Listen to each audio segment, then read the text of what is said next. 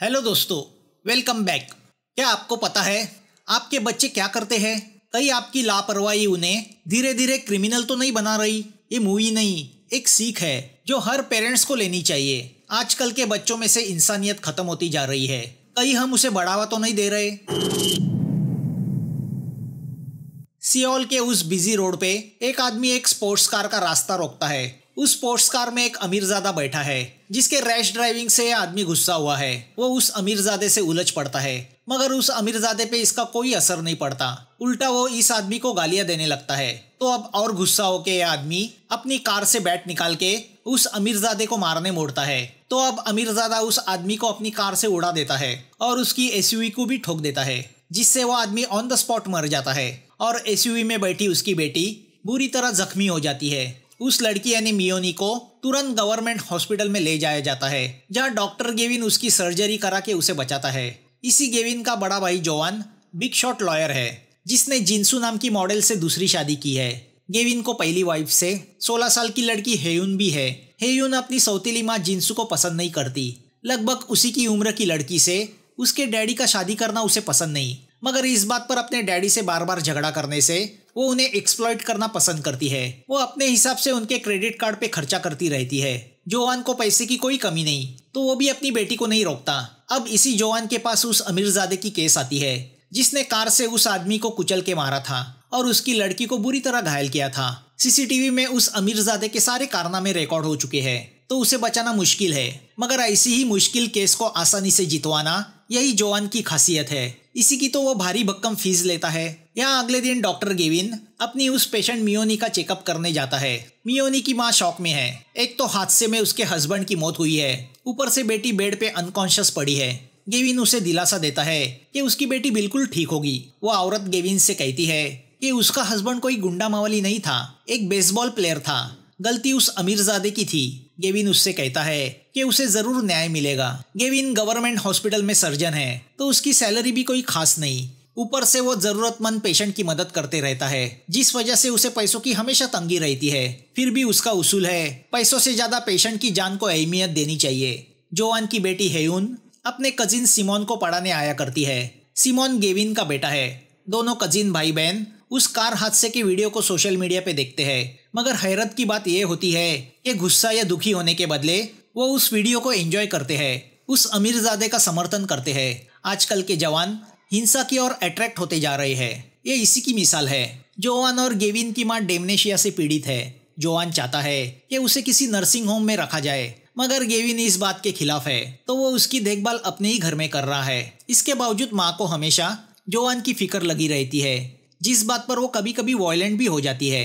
Gavin की wife केयुंग बिना किसी तकरार के अपनी सास की सेवा करती रहती है। केयुंग को इस बात का दुख है कि जो बेटा माँ को संभाल रहा है, उस बेटे की माँ को कुछ पड़ी नहीं, और जो बेटा उसे देखने तक नहीं आता उसकी उसे फिक्र लगी रहती है। हेयुन जानती है उसके अंकल और आंटी के उसकी सौतेली माँ को लेके अच्छे ख्यालात नहीं है, मगर वो खुद भी तो उसे पसंद नहीं करती, तो दूसरों को क्या कहना। यहाँ अगले दिन जोआन उस अमीरजादे को मिलने जेल जाता है। वो उस अमीरजादे को पाठ पढ़ाता है कि उसे कोर्ट में यही कहना है कि उस आदमी ने तुम पे हमला किया, तो डर के मारे तुमने वहां से भागने की कोशिश की, घबराहट में तुमसे यह एक्सीडेंट हुआ। जोआन अमीरजादे से कहता है हम उस आदमी की वाइफ को अच्छा खासा कॉम्पनसेशन देके एक केस निपटाने की कोशिश करेंगे। अमीरजादा टेंशन में है कि अगर वो औरत कॉम्पनसेशन के लिए नहीं मानी तो, मगर जोआन का एक्सपीरियंस कहता है अपने बच्चों के सामने हर पेरेंट्स कमजोर पड़ जाते हैं। यहाँ सिमोन स्कूल जा रहा होता है कि उसके क्लासमेट उसे बुली करते हैं। आइन वक्त पे हेयुन आके उसे बचाती है। वो सिमोन से कहती है कभी तो अपने अंदर दबे गुस्से को बाहर निकालो। अब वो उससे कहती है कि उनके पेरेंट्स ने आज रात डिनर पार्टी अरेंज की है, जिसमें वो दोनों शामिल नहीं है, तो वो उसके दोस्तों के साथ पार्टी करने जा रही है। वो सिमोन को भी अपने साथ चलने कहती है। गेविन की वाइफ केयुंग पार्टी में जाने के लिए इतनी उत्सुक नहीं, क्योंकि वो अपनी देवरानी जिनसू से नफरत करती है। ऊपर से जोआन का शो ऑफ करना उसे पसंद नहीं।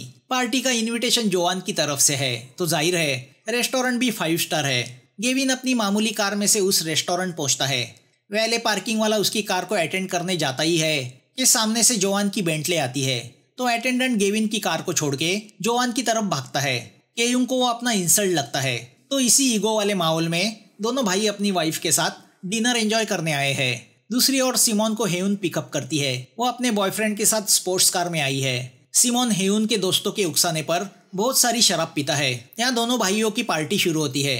पार्टी की शुरुआत जोआन वाइन से करता है। उस एक बोतल की कीमत गेविन के सैलरी जितनी है। केयुंग सार्केस्टिकली कहती है, अगर ये इतनी महंगी है तो हमें इसे पूरी पीनी चाहिए। जिस पर जिंसू उससे कहती है, हाँ पूरी पी लो, वरना तुम्हें ऐसी वाइन पीने कहाँ मिलेगी। अब जोआन मुद्दे पे आते हुए गेविन से कहता है कि उसने माँ के लिए एक नर्सिंग होम देखा है जहाँ उसे 5 स्टार ट्रीटमेंट मिलेगी। गेविन माँ को इस हालत में और ऐसे बुढ़ापे में नर्सिंग होम में रखना नहीं चाहता। दोनों भाइयों ने तय किया था कि माँ 6-6 महीने दोनों के पास रहेगी।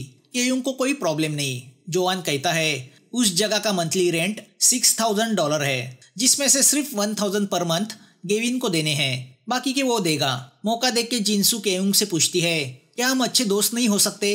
केयुंग एरोगेंटली उससे कहती है, नहीं, क्योंकि तुम मुझे इरिटेट करती हो। उस पर जिंसू उससे कुछ नहीं बोलती। यहाँ रेस्टोरेंट के बाहर दोनों भाई आपस में बातें करते हैं। जोआन जानता है गेविन का घर का खर्चा केयुंग की इनकम पे चलता है। गवर्नमेंट हॉस्पिटल में आखिर सैलरी मिलती ही कितनी है। वो चाहता है गेविन खुद का हॉस्पिटल शुरू करे।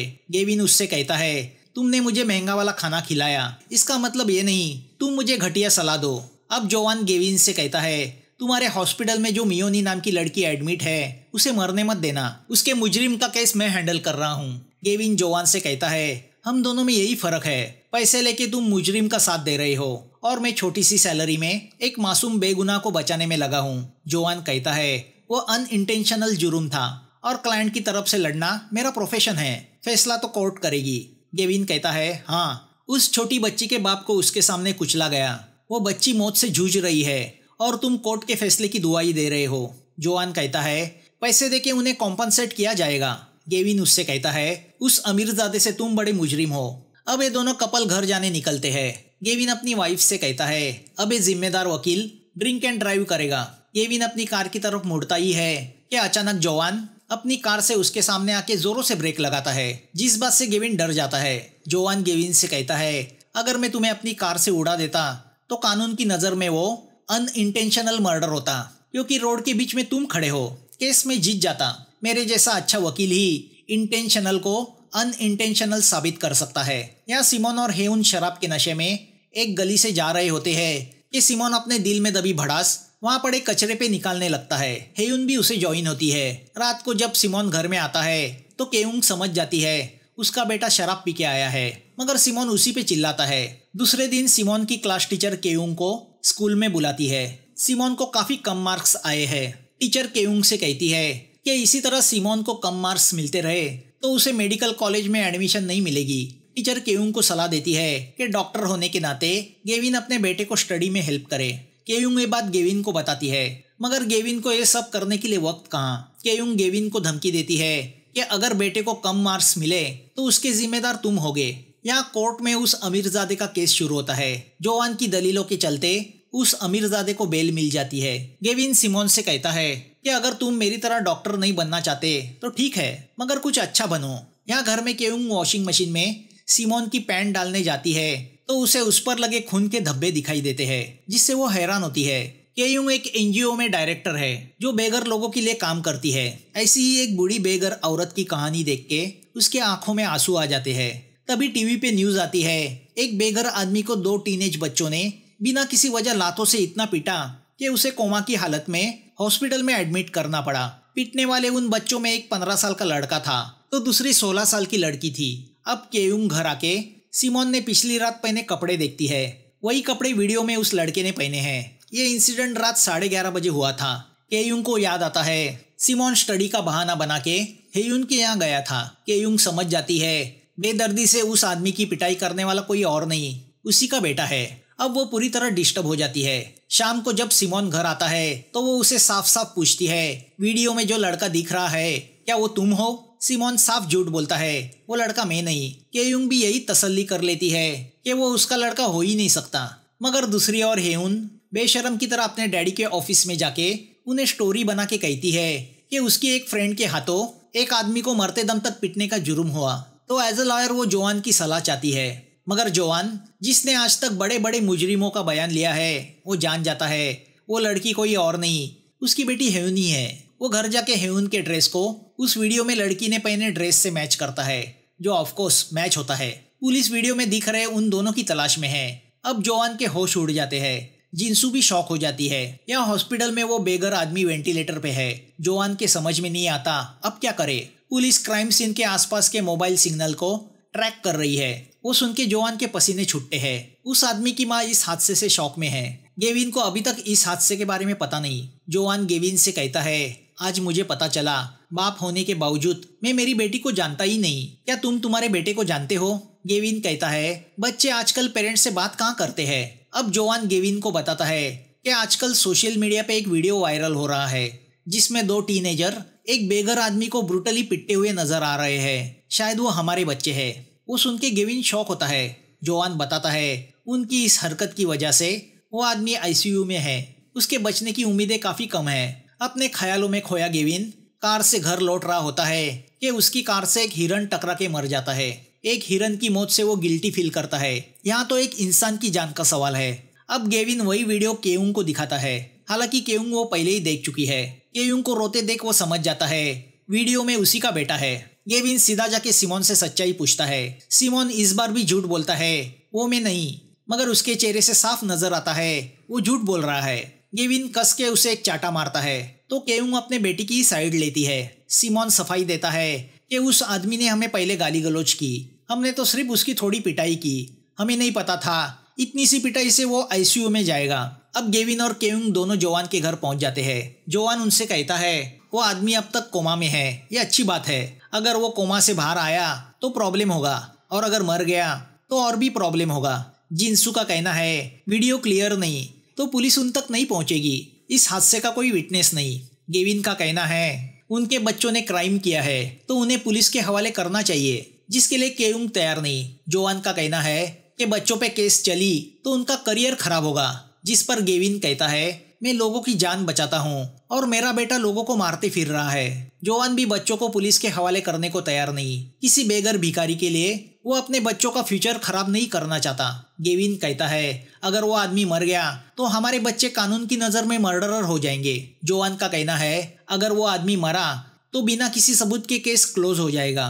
केयुंग गेविन से कहती है स्कूल में बाकी लड़के सिमोन को बुली करते थे, तब कभी तुमने आवाज नहीं उठाई। अब अनजाने में उसके हाथों छोटा जुर्म क्या हुआ, तुम कानून के रक्षक बन गए। घर जाते हुए केयुंग गेविन से पूछती है कि क्या तुम चाहते हो तुम्हारा बेटा जेल जाए, मगर गेविन केयुंग की नहीं सुनता और सिमोन को कार में बिठा के पुलिस स्टेशन की तरफ निकल पड़ता है। रास्ते में वो पुलिस को एक मुजरिम को जबरदस्ती ले जाते हुए देखता है। वो देख के उसके अंदर का बाप जाग जाता है।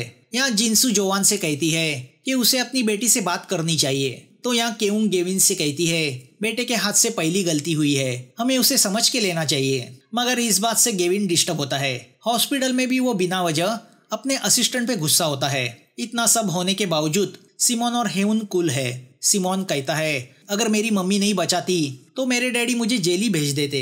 हेउन कहती है हम चर्च जाके गॉड से माफी मांगेंगे।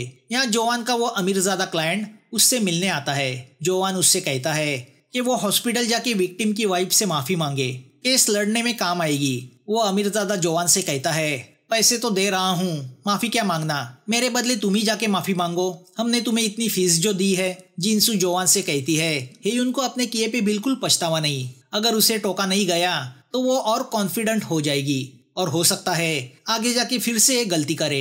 यहाँ हॉस्पिटल में वो आदमी मर जाता है तो वहाँ हेयुन को कैम्ब्रिज यूनिवर्सिटी में एडमिशन मिल जाती है, जिससे वो बहुत खुश होती है। जोआन उस आदमी की फ्यूनरल पे जाता है और वहाँ उसकी बूढ़ी माँ को देख के बहुत गिल्टी फील करता है। तभी हेयुन उसे फोन करके बताती है कि उसे कैम्ब्रिज में एडमिशन मिली है। जोआन उसे उस आदमी की मौत की खबर देता है, मगर हेयुन को उसकी परवाह नहीं। अब जोआन ये बात फोन करके गेविन को बताता है, मगर वो भी कुछ रिएक्ट नहीं होता। तो गेविन फोन करके केयुंग को खबर देता है। केयुंग भी ठंडे दिल से रिएक्ट होती है। तभी यहाँ हॉस्पिटल में उस मियोनी की तबीयत अचानक बिगड़ जाती है। गेविन इमरजेंसी ऑपरेशन करके उसकी जान बचाता है। उसकी माँ को टेंशन में देख के उसे एहसास होता है कि माँ बाप के लिए उनके बच्चे कितने मायने रखते हैं। गेविन जोआन को फोन करके बताता है तुम्हारी केस की मुलजिम को मैंने बचाया है। वो सुन के जोआन राहत की सांस लेता है। अब गेविन सिमोन को पार्क ले जाके एक बाप की हैसियत से उसे बातें करता है। सिमोन अपने आप को कोसते हुए मान जाता है कि उसके हाथों अनजाने में बहुत बड़ा जुर्म हुआ, मगर वो उस हादसे का पूरा इल्जाम हेउन पे डाल देता है। वो गेविन से कहता है, मेरे अंदर की भड़ास निकालने के लिए मुझे हेउन ने उकसाया था। मैंने उस आदमी को जितना मारा उससे कई ज्यादा पिटाई तो बुली करते वक्त मेरी की गई। मुझे पुलिस के हवाले कर दो, वही मेरी सजा है। उसकी बातें सुन के गेविन इमोशनल होता है। वो उससे कहता है, मैं मेरे बेटे का फ्यूचर खराब नहीं करूंगा। सिमोन भी प्रॉमिस करता है कि वो बहुत पढ़ाई करके उनके जैसा डॉक्टर बनेगा। दूसरी ओर गिल्टी फील कर रहा जोआन उस मरे हुए आदमी के घर जाके उसकी माँ के यहाँ कुछ पैसे छोड़ता है, मानो सब पाप धुल गए हो। अगली शाम जोआन ऑफिस से घर आता है तो हेउन जोआन से कहती है उसे उसके बर्थडे पे स्पोर्ट्स कार चाहिए। जोआन कुछ रिएक्ट नहीं करता। जोआन और गेविन ने रेस्टोरेंट में डिनर अरेंज किया है। जोआन बेबी के रूम में लगाई सीसीटीवी कैमरा को चेक करता है तो उसे हेउन और सिमोन कुछ बातें करते हुए नजर आते हैं। उन दोनों की बातें सुन के उसके पैरों तले जमीन खिसक जाती है। अब दोनों फैमिलीज रेस्टोरेंट में मिलती है। गेविन माँ को नर्सिंग होम भेजने के लिए तैयार हुआ है। तभी जोआन उससे कहता है, मैंने एक वकील से बात की है। उसकी बातें सुन के गेविन और केउंग चकरा जाते हैं। जोआन बताता है उनके बच्चों के दिमाग में क्रिमिनल की सोच पलने लगी है। उसे रोकने का एक ही तरीका है, उन्हें पुलिस के हवाले किया जाए। वो गेविन से कहता है, हमारे बच्चे हमें बेवकूफ बना के हमारे सामने गिल्टी होने की एक्टिंग करते हैं, मगर अंदर से उनकी सोच एक साइको क्रिमिनल की बन चुकी है। इसे यहीं पे रोकना होगा। उसकी बातें सुन के गेविन और केउंग दोनों गुस्सा होते हैं क्योंकि उनके लिए तो एक किस्सा खत्म हो चुका था। जोआन कहता है, हमारे बच्चों के हाथों एक आदमी की मौत हुई जिसका उन्हें बिल्कुल अफसोस नहीं। केउंग इसी बात पे डटी है कि एक बेघर आदमी की मौत को क्या सीरियसली लेना, वो तो वैसे भी ठंड से मर जाता। उस भिखारी के लिए हम अपने बच्चों का फ्यूचर बर्बाद नहीं कर सकते। हमारे बच्चों का इरादा उस आदमी को मारना नहीं था, वो तो बस एक एक्सीडेंट था। तो अब जोआन बेबी के रूम का वीडियो उन्हें दिखाता है जिसमें सिमोन और हेउन एक दूसरे से बातें कर रहे हैं। हेउन सिमोन से कहती है, कोरिया में अमीर लोग 80 साल जीते हैं तो बेघर भिखारी 40 साल, हम जैसों की मेहरबानी है और क्या। सिमोन हंसते हुए कहता है, मैंने भी उस आदमी को मारना एंजॉय किया। मैंने डैडी के सामने ऐसी एक्टिंग की कि उन्हें भी यही लगा मुझे मेरे किए पे पछतावा है। पछतावा कैसा, ये तो प्लेजर है। हेयुन कहती है, मैं तो इस वीडियो को बार बार देखती हूँ, अगली बार हमें प्रिकॉशन लेनी होगी। वो दोनों छोटी बेबी को भी वो मारपीट वाला वीडियो दिखाते हैं। दोनों हंसते हुए कहते हैं, साले बूढ़े को तो और जोर से लात मारनी चाहिए थी, वहीं पे मर जाता तो ज्यादा बेटर था। वो वीडियो देख के गेविन शॉक होता है तो केउंग की आंखों से आंसू बहने लगते हैं, मगर उस वीडियो के बावजूद गेविन बच्चों की साइड लेते हुए कहता है, वो दोनों मजाक में बातें कर रहे हैं, बच्चे हैं, इसे सीरियसली नहीं लेना चाहिए। जोआन कहता है, टीनेजर होने का वो फायदा उठा रहे हैं, हमसे इमोशनल गेम खेल रहे हैं। उन्हें इस बात का जरा भी अफसोस या एहसास नहीं कि उनके हाथों कितना बड़ा गुनाह हुआ है। गेविन कहता है, जेल भेज के क्या होगा, क्या वो सुधर जाएंगे? जोआन कहता है, अगर अभी इसे नजरअंदाज किया तो आगे जाके वो और सीरियस क्राइम करेंगे। केयुंग कहती है, सिमोन को स्कूल में बुली किया जाता था, वो उसी का गुस्सा था जो उसने बाहर निकाला। वो क्रिमिनल माइंड नहीं है, मैं उसे सुधारूंगी।